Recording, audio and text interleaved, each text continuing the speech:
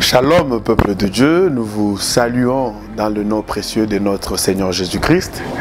Et nous venons encore une fois de plus avec ce message sur la Pentecôte, le message sur l'anniversaire de l'Église, l'Église qui a commencé le jour de la Pentecôte, pour ceux qui ignorent et pour vous qui connaissez que c'est une date anniversaire, un jour anniversaire pour tout chrétien, le jour où l'Église a vu jour physiquement sur la terre.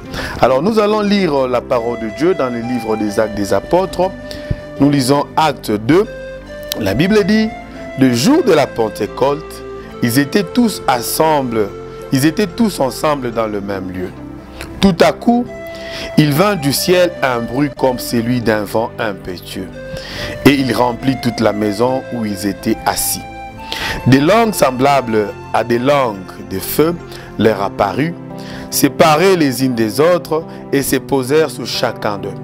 Et ils furent tous remplis du Saint-Esprit, et se mirent à parler en d'autres langues, selon que l'Esprit leur donnait de s'exprimer. Or, il y avait en ce jour à Jérusalem des Juifs, hommes pieux, de toutes les nations qui sont venus du ciel. Au bruit qui eut lieu, la multitude accourut, et elle fut confondue parce que chacun les entendait parler dans sa propre langue. Ils étaient tous dans l'étonnement et la surprise, et ils se disaient les uns aux autres, « Voici ces gens qui parlent, ne sont-ils pas tous galiléens? Et comment les entendons-nous dans notre propre langue, à chacun dans notre langue maternelle ?» Oui, bien-aimés dans le Seigneur, j'aimerais parler de ce grand jour que nous appelons Pentecôte. Et par Pentecôte, déjà, nous pouvons comprendre que c'est 50 jours après la Pâque, ou bien 50 jours après la résurrection de Jésus-Christ. Cette fête, certes, qui est chrétienne, mais qui est en même temps juive et chrétienne. Juive, pourquoi? Parce que les Juifs aussi célébraient la Pentecôte, mais pas sous l'appellation de la Pentecôte. Et à l'origine, on appelait d'abord cela fête de moisson. Plus tard, ça est devenu fête des semaines. Et j'aimerais un peu parler de cette fête de moisson avant de nous projeter, nous, aujourd'hui, pour mieux comprendre et cerner c'est quoi la Pentecôte et quelle est l'importance de la Pentecôte. Oui, pour les Juifs, quand on dit moisson, on voit les gens en train de récolter. C'est-à-dire, c'est une fête qui s'est passée le jour de la moisson, ou bien le jour qui marquait la fin de moisson des céréales. Bien aimé, c'est très important pour comprendre. Même quand on dit la fête des semaines, c'était toujours fête des semaines qui marquait la fin de la moisson des récoltés. Or, nous savons que on ne peut pas récolter si on n'a pas travaillé, si on n'a pas semé. On ne peut pas moissonner si au préalable on n'a pas travaillé. Donc c'était une fête, non seulement qui était célébrée par des gens pieux, non seulement qui réunissait les gens qui étaient sans faute, mais c'était une fête qui réunissait les gens, les hommes qui montraient leur travail. Pour dire que la fête de moisson, c'est une fête de travail. C'est une fête qui pousse les gens à progresser, à aller au-delà. Et c'est une fête où on dit on réunissait les gens. Et cette fête que les Juifs avaient tendance de commémorer a été aussi commémoré de la même manière par les apôtres quand Christ est parti, c'est-à-dire le 50e jour. Quand tous les Juifs s'étaient réunis pour célébrer cette fête, la Bible nous dit, à cette occasion-là, il y eut du bruit. À cette occasion-là, l'Esprit de Dieu est descendu. Quand tout le monde était réuni. Même les disciples, la Bible nous dit ici, le jour de la Pentecôte, ils étaient tous ensemble dans le même lieu. Bien aimés, allons-nous comprendre que la Pentecôte, c'est une fête qui nous réunit. Nous réunit comment? Nous réunit dans la présence de Dieu. Or, ici, quand l'Esprit de Dieu est descendu, on dit que les apôtres étaient unis. On nous dit aussi que tout le monde était à Jérusalem. Mais quand l'Esprit est descendu, les apôtres ont commencé à parler de nouvelles langues. Mais ceux qui étaient là, juifs et païens, ils ont commencé à écouter. Chacun écoutait dans sa langue maternelle. C'est-à-dire que Dieu était en train d'unir son peuple ce jour ici. Et c'est le jour que Dieu a fait de sorte que toutes les langues pouvaient encore à nouveau être réunies.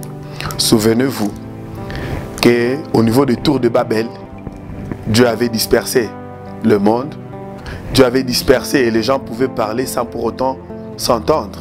Et Dieu s'était choisi Israël pour montrer à Israël comment il voulait marcher avec.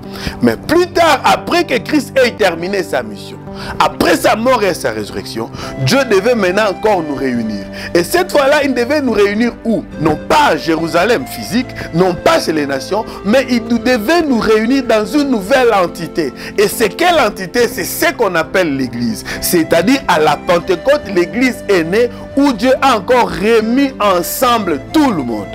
Et quand nous lisons 1 Corinthiens 10, là nous pouvons comprendre, on nous dit nous ne devons pas être une pierre d'achoppement, soit pour les Juifs, ni pour les Grecs, ni pour l'Église. Or, avant, on ne parlait pas de l'Église. On parlait des Juifs et des nations. Il n'y avait que les Juifs et les nations. Mais c'est le jour de la Pentecôte. C'est le jour que l'Esprit est descendu. Pour faire quoi? Pour nous réunir. Réunir les Juifs. Réunir les nations. Mais les réunir où? Dans l'Église. Donc, allez-y comprendre que la Pentecôte, c'est le jour qui marque la naissance de l'Église. Et selon la prophétie de Joël, on dit au dernier jour, je répandrai de mon esprit sur toute chair. Et ce dernier jour a commencé quand? A commencé avec la Pentecôte. Bien aimé, ce n'est pas une fête que nous pouvons prendre à la légère, mais c'est une grande fête qui marque la naissance physique de l'Église sur la terre. Or, qui dit Église, dit un lieu où nous sommes réunis au nom de Jésus-Christ. Mais par quel esprit? Non pas un esprit de compétition, non pas un esprit, je ne sais pas de quelle tribu, mais l'esprit de Dieu. C'est-à-dire, nous nous réunissons dans l'esprit de Dieu. Par là, nous pouvons comprendre, bien aimé, que sur la terre, dans l'humanité, Dieu a introduit l'Église, où nous devons être unis dans l'esprit du Seigneur. C'est pourquoi d'emblée, je peux dire, Église, c'est un lieu qui nous unit. Et dans l'Église, il n'y a pas de tribus. Dans l'Église, il n'y a pas de sexe. Dans l'Église, il n'y a que les enfants de Dieu. C'est aberrant aujourd'hui de croire que l'Église, c'est un lieu de division. Non, non, non, non, non. L'Église, c'est un lieu d'unité. L'Église, c'est un lieu où Dieu nous veut ensemble. C'est pourquoi dans l'Église, quand nous sommes là, il n'y a pas de gens de l'Est. Il n'y a pas de gens de l'Ouest. Il n'y a pas de gens, je ne sais pas de quoi que ce soit, mais il n'y a que le peuple de Dieu qui ont comme Christ et qui sont conduits par le Saint-Esprit. Mais pourquoi la moisson? Oui, bien aimé, cet esprit est venu pour nous donner maintenant la capacité de croître. Parce que quand on se réunit, on ne se réunit pas seulement pour rester statique, mais on s'est réunis dans l'église, on reçoit l'esprit du Christ pour croître, pour grandir, pour produire des fruits. C'est pourquoi je suis en train de nous demander, de nous poser même des questions. Depuis que tu as été uni en Christ, depuis que tu as été réuni dans l'église, est-ce que tu grandis ou tu es paresseux? Parce que la fête de moisson, c'était une fête de récolte. Donc en Christ, dans l'église, nous sommes là pour grandir. Parce que tout ce que Dieu a créé, regardez même dans la nature, nous sommes d'abord des enfants et en train de croître. Nous sommes des petits en train d'évoluer. Donc dans l'église, il y a le mouvement d'aller de l'avant. Bien-aimés, j'aimerais d'abord dans cette première partie que nous puissions être tous d'accord que l'église est venue sur la terre pour nous réunir. C'est pourquoi quand dans l'église, un couple vient diviser, l'église est là au nom de Jésus-Christ pour réunir ces couples. L'église n'est pas là pour diviser les familles, mais bien le contraire, l'église est là pour réunir encore les familles qui étaient divisées, les remettre encore ensemble. L'église n'est pas là pour diviser, non, non, non. L'église est là pour réunir. Oui, c'est l'anniversaire de l'église, c'est l'anniversaire de l'unité, mais comme sous-bassement Jésus-Christ avec son esprit. C'est par là que nous pouvons comprendre que nous, comme nous devons aller de l'avant, nous devons grandir, nous devons produire des fruits. Pour le produire, la première des choses, nous devons être en union avec le Saint-Esprit. Alléluia. Nous devons être en unité avec le Saint-Esprit. Il faut que l'Esprit de Dieu soit en nous. Il faut que la Pentecôte soit en nous. Il faut que l'Esprit du Seigneur habite en nous afin d'espérer à une quelconque croissance. Bien aimés, ne parlons pas d'abord, ne voyons pas d'abord quand on parle de la croissance, on voit d'abord le matériel, on voit d'abord... Non, non, la croissance d'abord spirituelle. Donc pour croître, nous avons besoin de la croissance. Non seulement c'est spirituellement, mais physiquement aussi, pour réussir. Dieu, en nous mettant ensemble dans une église le jour de Pentecôte, c'est pour que nous puissions aussi travailler en équipe. Et la première équipe qui existe, et la meilleure, c'est sa famille. C'est le mariage et les autres après. Que mon Dieu vous bénisse, bien-aimés. Ça, c'était une première partie. La suite est en train de venir. Que mon Dieu vous bénisse, afin que nous puissions comprendre que quand l'église est venue sur la terre, quand Christ a déposé l'église, il a pris païens, juifs ensemble. Bien-aimés, nous sommes tous enfants du Seigneur. Ouvrons nos portes.